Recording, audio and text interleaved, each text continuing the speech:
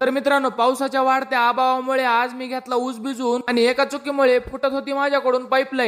रामराम मित्रांनो, सकाळी सकाळी ट्रॅक्टर काढलं आणि निघालो एक जणाच्या शेताकडे, कारण कालच आपण त्यांची पाळी आणलेली होती. तेच मला त्यांच्या शेतामध्ये नेऊन द्यायची होती. त्यांचं शेत तर खूप लांब होतं बघा. कसं तरी ह्याला त्याला विचारत आलो तिथं. मग काय, कशाचीच न वाट बघता पाळी घेतली सोडून आणि मी निघालो मस्त आपल्या घराकडे. घरी आल्याच मस्त गाडी घेतली आणि निघालो आपल्या विहिरीवर, कारण आज मला घ्यायचा होता आपला ऊस भिजवून. मग काय, मोटर वगैरे तर चालू केली, पण मित्रांनो माझ्या लक्षातच नव्हतं की इथल्या पाईपलाईनचा कॉक बंद करावा लागतंय म्हणून. अजून थोडा वेळ जर असंच राहिला असतं तर आपली सगळी पाईपलाईनच फुटून गेली असती. आज तो कॉक बघा, जो की माझ्याकडून बंद करायचा राहिला होता. नंतर अजून एक दुसरा कॉक बंद करून घेतला. मित्रांनो, कॉकच्या आणि पाईपलाईनच्या नादामध्ये नवीन माणसाचं तर डोकंच फुटून जायचं काम आहे बघा. पुढे आतोनात प्रयत्नाने कसं तरी आलं बघा आपल्या शेतामध्ये फायनली पाणी. मित्रांनो, जून महिन्यामध्ये ऊस वगैरे भिजवायची गरज नव्हती, पण पाऊस पडत नसल्यामुळे ते पण करावं लागले. आता मित्रांनो, पाऊस नेमका पडणार आहे का नाही हे मला तर माहित नाही. कमेंट करून तुम्ही सांगा मला. तिकडच्या दुसऱ्या ऊसामध्ये तर दुसरीच मोटर चालू होती, इथल्या घरापसल्या ऊसामध्ये वेगळीच चालू होती. आज माझ्या मागं दोन दोन मोटरीचं पाणी चालू होतं. वाढत्या ताणामुळे आणि खूप साऱ्या उन्हामुळे मी मस्त बसलो आपल्या शेतामधल्या लिंबाखाली. तर कळालं की दुसऱ्या शेतामध्ये आपण पाणी लावलेलं आहे, त्या काकऱ्या कडीला गेल्या असतील म्हणून मग त्या घेतल्या बदलून. बघू शकता मित्रांनो की ऊसामध्ये शिरून हाताची नेमकी कशी अवस्था होती ते. आणि ज्यांना ज्यांना शेती सोपी वाटते त्यांना खरं सांगतो शेती लय अवघड आहे. 1-1.5 तासामध्येच निघलं बघा आपल्या विहिरीचं सगळं पाणी. आज पहिल्यांदा विहिरीचं पाणी निघलं म्हणून मला खूपच वाईट वाटायले, कारण मित्रांनो आपला ऊस खूप सारा भिजवायचा राहिला होता. मग काय, घेतली मोटर बंद करून. तर मित्रांनो, तुम्हाला आजचा व्लॉग कसा वाटला कमेंट करून नक्कीच सांगा आणि फॉलो करायला विसरू नका. जय श्रीराम.